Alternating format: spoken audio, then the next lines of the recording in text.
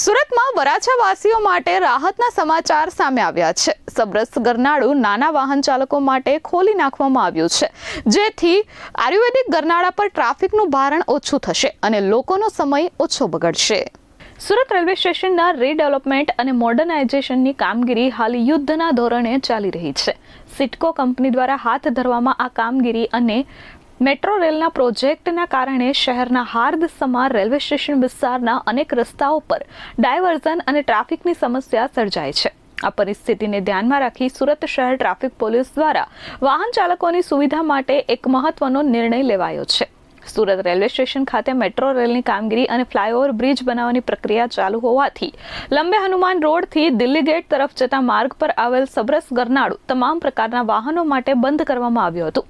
આ ગરનાળું બંધ થવાના કારણે વરાછા તરફથી આવતા વાહનોને ફરજિયાતપણે આયુર્વેદિક ગરનાળાનો ઉપયોગ કરવો પડતો હતો, જેના કારણે ગરનાળા અને તેની આસપાસના વિસ્તારોમાં ટ્રાફિકનું ભારણ અતિશય વધી ગયું હતું અને વાહન ચાલકોને ભારે હાલાકી ભોગવવી પડતી હતી। વાહન ચાલકોને પડતી મુશ્કેલીઓ અને ટ્રાફિક જામની સમસ્યાના નિરાકરણ માટે સબરસ ગરનાળાને ફરીથી ખુલ્લું મૂકવામાં આવ્યું છે। જો કે આ ગરનાળાનો ઉપયોગ માત્ર નાના વાહનો જ કરી શકશે। 2 વ્હીલર, 3 વ્હીલર અને 4 વ્હીલર કાર જેવા નાના વાહનો આ ગરનાળામાંથી પસાર થઈ શકશે। સબરસ ગરનાળું ખુલ્લું થવાથી શહેરના વરાછા તરફથી આવતા વાહનો હવે કોઈ પણ અવરોધ વગર દિલ્હી ગેટ અને સુરત રેલવે સ્ટેશન તરફ જઈ શકશે। Bureau report S24 news, Surat.